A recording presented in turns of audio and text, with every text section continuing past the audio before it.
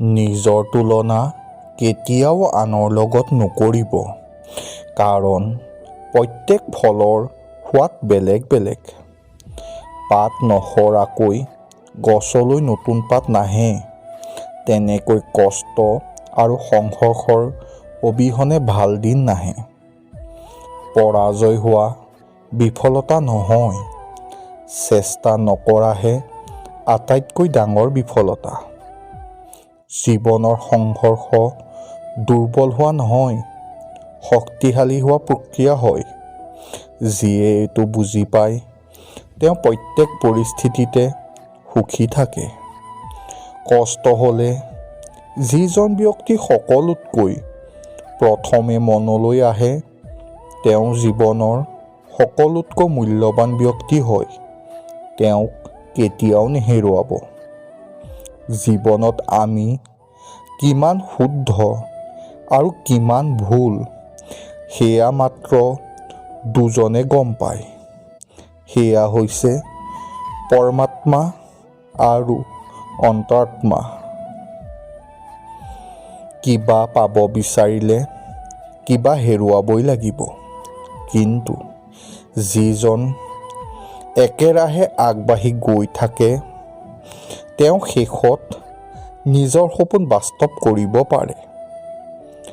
নিজৰ ওপৰত বিশ্বাস কৰক, কাৰণ জগতে তেওঁকেই বিশ্বাস কৰে যিজনৰ নিজৰ ওপৰত বিশ্বাস আছে। বেয়া সময়ত কান্ধত ৰখা হাত সফলতাৰ হাত চাপৰিতকৈ বেছি মূল্যৱান। আমাৰ ব্যৱহাৰ গণিতৰ শূন্য নিচিনা হ'ব লাগে, যাৰ নিজৰ কোনো মূল্য নাই, কিন্তু আনৰ লগত যোৰা লাগিলে মূল্য বাঢ়ি যায়। আপুনি যিয়ে কৰক তাৰ কোনো অৰ্থ নাই, কিন্তু সেয়া আপুনি কি মনোভাৱেৰে কৰে সেয়া গুৰুত্বপূৰ্ণ। প্ৰত্যেক ৰাতিপুৱা উঠি এইটো নাভাবিব কাইলৈ কি হ'ব পাৰে, তাৰ ঠাইত এইটো ভাবক যে আজি কি ভাল কৰিব পাৰি।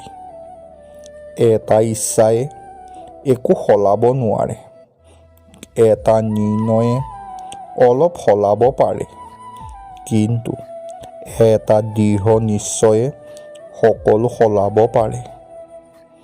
আনৰ পৰা আশা কিয় কৰিব নালাগে?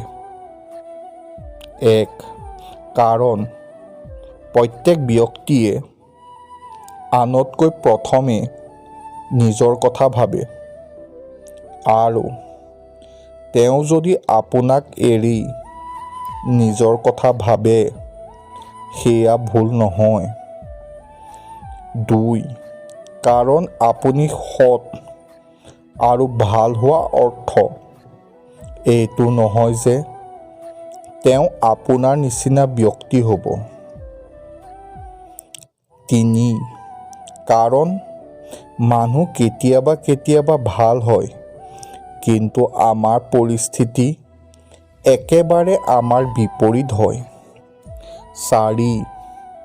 কাৰণ আপুনি নিজক দুৰ্বল বুলি ভাবিবলৈ লয়, আৰু আপুনি অনুভৱ কৰিবলৈ আৰম্ভ কৰে যে যদি মানুহে আপোনাক সহায় নকৰে, তেন্তে আপুনি নিজে একো কৰিব নোৱাৰে। সেইকাৰণে নিজক সক্ষম কৰিবলৈ চেষ্টা কৰিব লাগে। কাৰণ মানুহক আপুনি নিজৰ আপোন বুলি ভাবে, কিন্তু মানুহে আপোনাক নাভাবে। সেইকাৰণে মানুহক এটা সীমালৈকেহে নিজৰ ওচৰলৈ আহিব দিব, কাৰণ এটা সময়ৰ পাছত আপুনি তেওঁৰ কাৰণে আনৰ নিচিনা এজন সাধাৰণ ব্যক্তি হৈ পৰিব। কাৰণ প্ৰত্যেক মানুহৰ কোনোবা নহয় কোনোবা প্ৰিয় ব্যক্তি থাকে। আৰু যদি আপুনি তেওঁৰ সেই প্ৰিয় ব্যক্তিজন নহয়, তেতিয়া আপুনি তেওঁৰ পৰা একো আশা নকৰিব।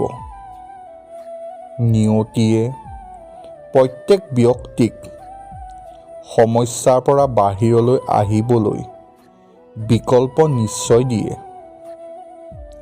কষ্ট দিয়াজন শক্তিশালী হ'ব পাৰে, কিন্তু তেওঁ ভগৱানতকৈ শক্তিশালী নহয়। সমাজত গুৰু, পৰিয়ালত পিতা আৰু জীৱনত বন্ধু অমৃত সমান হয়।